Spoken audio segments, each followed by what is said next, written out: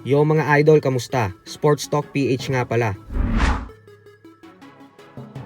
Ang banat ni Casimero, pag-usapan natin yan mga idol. Ngunit bago ang lahat ay huwag kakalimutang mag-subscribe at i-click ang notification bell button for more sports talk.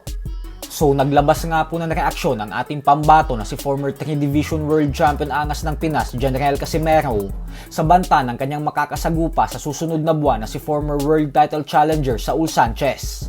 Para po sa mga hindi nakakaalam ay nagbanta po kasi si Sanchez na siya na umano ang fighter na magpaparetiro sa angas ng Pinas at na ang laban nila ni Casimero sa October 13 ay ang siyang magsisilbing huling laban ni Casimero. Kaya naman dahil dyan ay bumanat po ang ating pambato na ngayon umano ay pwede pang magsalita si Sanchez. Subalit sa oras umano na magtuos na silang dalawa sa ibabaw ng lona ay hindi na daw ito makakapagsalita.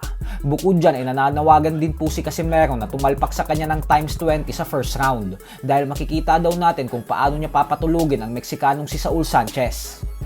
Guys, manood kayo sa October 13 na times 20, tayaan nyo. Patay. Ito, kinom nila. Times 20? Times 20. Ilang round yan? Times 20, one round. Kita nyo paano patulugin di ano. Sino yung kalaban natin? Si Sanchez. Si Raul.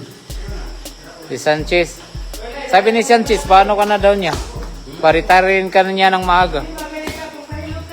Sabi niya. Ngayon, pwede ka pa magsalita. Pag October 13, hindi ka na makapagsalita. Sa kabilang banda naman mga idol ay naganap na din nga po ang official and final weigh-in kanina lamang ng ating pambato na si undefeated top prospect Carl James Martin at ng Mexican fighter na si Anthony Jimenez. Parehong nakuha ng dalawa ang tamang timbang sa 122-pound super bantamweight division. Kaya naman tuloy na po ang kanilang sagupaan bukas sa mismong baluarte ni Jimenez sa bansang Mexico. Tandaan po natin na ito ang kauna-unahang pagkakataon na lalaban si Wonderboy sa labas ng bansang Pilipinas. Kaya naman napakalaking laban po nito para sa kanya. Bukod dyan ay bagamat may record si Jimenez na 18 wins with 5 knockouts at 9 na talo, ay kapansin-pansin po sa kanilang official and final face-off kanina na sobrang tangkad nito kumpara sa ating pambato. Kaya naman makikita po natin bukas kung anong klaseng game plan ang gagawin ni Martin upang basagin ang depensa nito.